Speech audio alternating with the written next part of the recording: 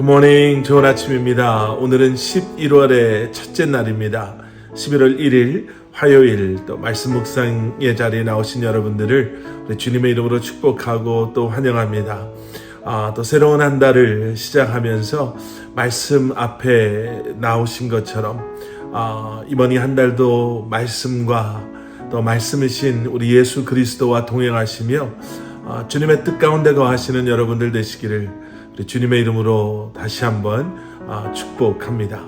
오늘 우리가 함께 묵상하게 될 하나님의 말씀은 창세기 42장 1절부터 17절까지의 말씀입니다. 창세기 42장 1절부터 17절까지 말씀, 우리 함께 말씀 보시고 또 말씀 나누도록 하겠습니다. 그때 야곱이 애굽에 곡식이 있음을 보고 아들들에게 이르되 너희는 어찌하여 서로 바라보고만 있느냐? 야곱이 또 이르되 내가 들은즉 저 애굽에 곡식이 있다 하니 너희는 그리로 가서 거기서 우리를 위하여 사오라. 그러면 우리가 살고 죽지 아니하리라 하매 요셉의 형 10사람이 애굽에서 곡식을 사려고 내려갔으나 야곱이 요셉의 아우 베냐민은 그의 형들과 함께 보내지 아니하였으니 이는 그의 생각에 재난이 그에게 미칠까 두려워함이었더라.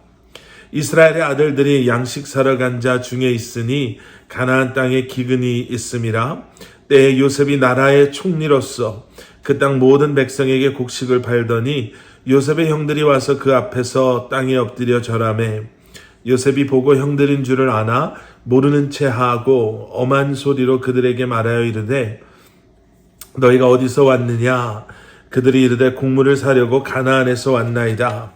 요셉은 그의 형들을 알아보았으나 그들은 요셉을 알아보지 못하더라. 요셉이 그들에게 대하여 꾼 꿈을 생각하고 그들에게 이르되 너희는 정탐꾼들이라 이 나라의 틈을 엿보려고 왔느니라. 그들이 그에게 이르되 내 주여 아니니이다.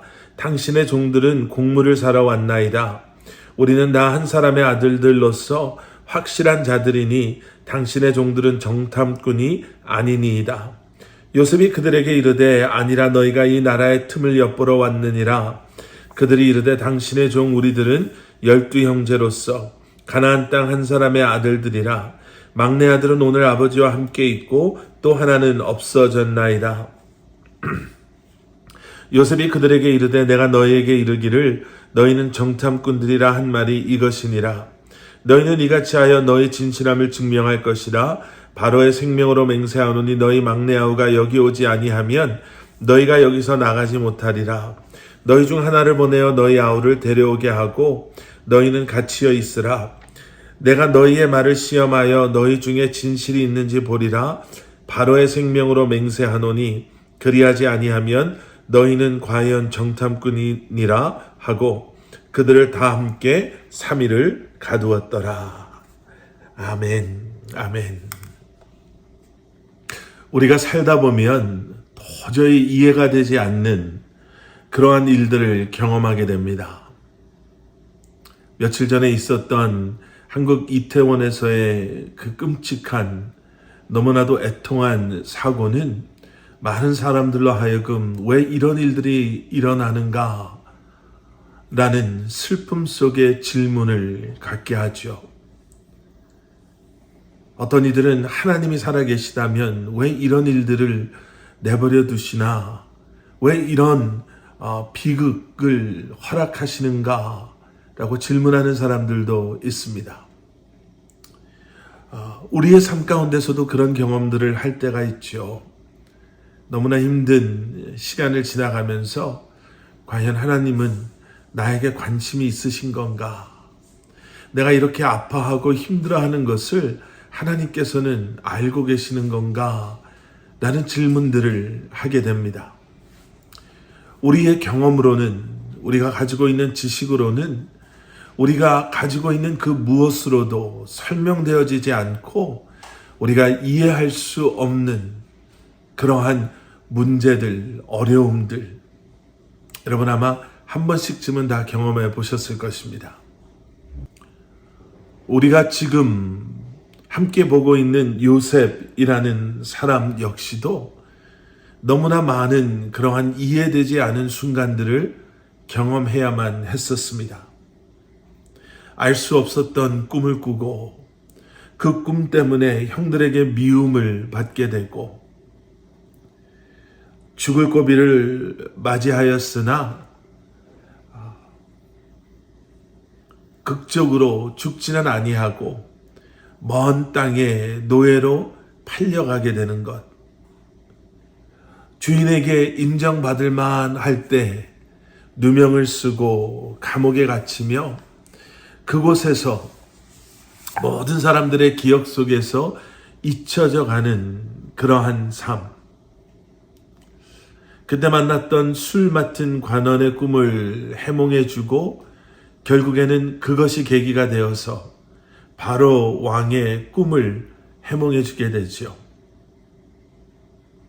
하나님께서 허락하신 지혜로 흉년을 대비하게 하시고 그리고 애굽과 각 나라를 너무나도 극심한 흉년 기근으로부터 살려내는 그러한 도구로 쓰임받게 됩니다.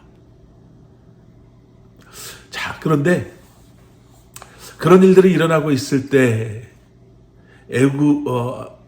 애굽에 있었던 요셉과는 달리 요셉의 아버지 야곱과 요셉의 형제들은 그 흉년 속에서 결단을 하게 됐죠. 애굽으로부터 들려오는 소식을 기억하고 야곱은 10명의 아들들을 애굽에 보내게 됩니다. 그곳에 곡식이 있으니 가서 그 곡식을 사와라 라는 거예요. 요셉의 형들은 그렇게 애굽으로 곡식을 사러 오게 됩니다. 그리고 애굽에서 요셉을 만나게 되지요. 오늘 본문 말씀을 보시면 요셉은 형들을 단번에 알아봤지만 그런데 형들은 요셉을 알아보지 못합니다. 여러분, 오늘 이 말씀을 한번 그리고 요셉이라는 사람의 삶을 다시 한번 생각해 보십시오. 하나님께서 요셉이 어렸을 때 꾸게 하셨던 그 꿈들, 바로 그 꿈들이 이제 현실 속에서 이루어져 가고 있는 것이죠. 이런 것들을 보고 세상 사람들은 우연이다, 아니면 기적이다, 이런 표현들을 사용합니다. 야, 어떻게 이런 우연이, 이런 기적이 있을 수 있을까? 그런데 우리는 알고 있습니다. 이것은 우연도 기적도 아닌 하나님의 섭리요, 하나님의 계획하심이다 라는 것을요. 이 모든 것은 이미 하나님께서 계획하셨고 하나님께서 인도하심으로 여기까지 요셉의 형제들은 오게 된 것입니다. 여러분, 창세기 15장 13절과 14절의 말씀, 여호와께서 아브라함에게 이르시되 너는 반드시 알라, 내 자손이 이방에서 계기되어 그들을 섬기겠고 그들은 400년 동안 내 자손을 괴롭히리니 그들이 섬기는 나라를 내가 징벌할지며 그 후에 내 자손이 큰 재물을 이끌고 나오리라. 예, 하나님께서는 이미 아브라함과 약속하시면서 지금 요셉의 삶 가운데, 야곱과 요셉의 형제들의 삶 가운데 일어나고 있는, 그리고 앞으로도 일어나게 될 이 모든 일들을 하나님께서는 이미 말씀해 주셨던 것이죠. 하나님께서는 말씀하시고 계획하신 일들을 이루셨습니다.